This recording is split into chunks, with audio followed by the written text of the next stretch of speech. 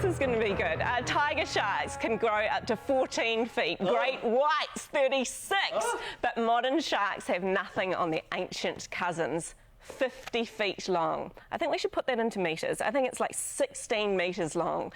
The extinct Megalodon, or is it extinct, was longer than a bus. It captured our imaginations, inspiring the 2018 big screen hit, The Meg. How big is that thing? It was the largest shark that ever existed. A living fossil. Thought to have been extinct over 2 million years. Wrong.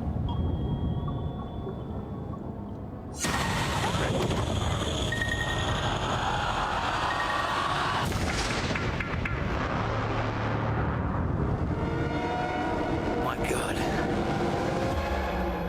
It's a Megalodon.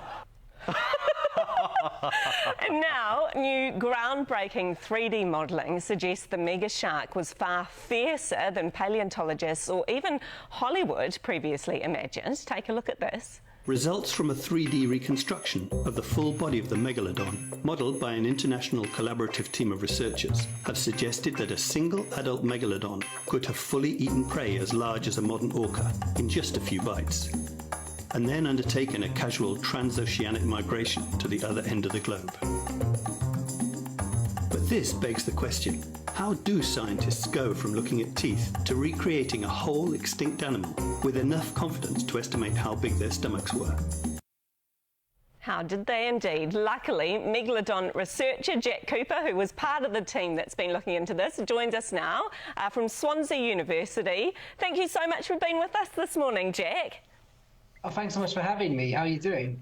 I'm really good. I was thinking before you'd be a great person to take to parties because it'd be like, oh, this is my friend Jack. He researches megalodons, and I'd just throw you to the sharks. That must happen a lot, right? I've definitely happened a couple of times, yes, but there's lots of very, very cool research here in Swansea and anywhere in science, actually. So it's very, very nice to get that kind of attention. So thank you.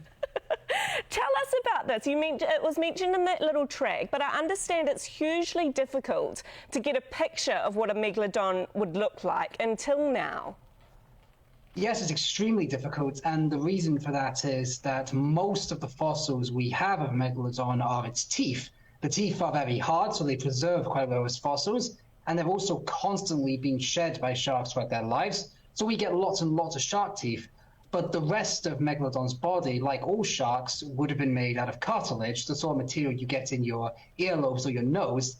And this tends to decompose after the shark dies, meaning we have not actually found a complete skeleton of Megalodon. However, for the purpose of this study, we were able to track down one very, very unique fossil that was a vertebral column of about 140 calcified vertebrae, which make up the spine of the animal, and that is truly a one-of-a-kind fossil, and it's literally just sat in storage in Brussels, in Belgium, for about 150 years. So it was really, really a unique opportunity to get to reconstruct the animal from this incredible fossil.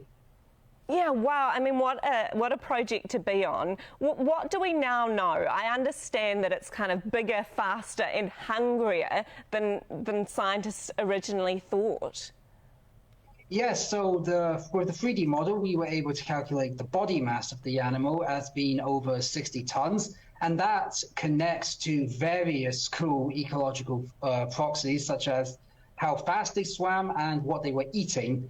So the first result we found was that it was cruising or casually swimming at about 5 kilometers per hour, and that doesn't sound very fast, but it allows the shark to actually swim very long distance at a time. So it could have very casually swum across an ocean.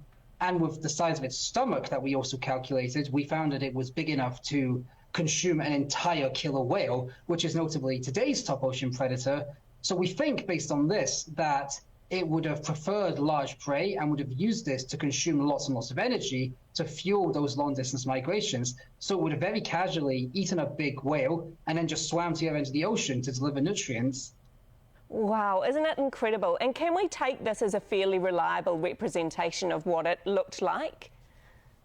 Yes, I would say so. The reason for this being that because the teeth are quite similar to those of a great white, we can reasonably assume that they were eating similar things, so they would have had similar ecology, and that would have been reflected in their bodies. But they're also both very unique shark species because they have an adaptation called mesothermy, which basically allows them to control their body temperatures. And you only see that in about 5 or 6 shark species today, so it's very unique to animals like the great white and megalodon. And this notably leads to similar body forms and increases their swimming speed. So based on that, we can reasonably assume that while we can't be certain, they probably looked pretty similar. Was this a great project to work on, Jack?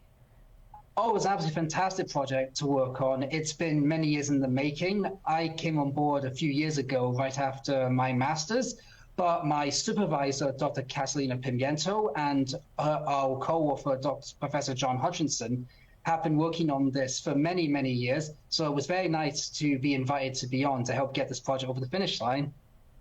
You've talked about some of it, but gosh, some of those stats are quite gruesome, aren't they? Like fist-sized teeth, which we've seen some photos of. And as you're saying, they would dwarf anything in the ocean at the minute. What do you think happened to them? Is there a reason why they were extinct? Because I'm guessing they would have been the top predator in the sea. Yes, and that's one of the main conclusions of our study. We think that because it was eating such large prey, that Megalodon was a trophic level beyond any marine predator oceans today. So it would have been a very unique animal and would have been extremely important in the food web. And that was maybe a great strength of it because it meant that it could eat larger prey and therefore outweigh any potential competition. But it might have also been its greatest weakness if the environment changed. And we think that about 3 million years ago in the Pliocene epoch, that sea levels were changing quite dramatically and then decreasing. So that would have ruined a lot of their coastal habitats or their nursery sites and would have meant less area to swim around in and less food.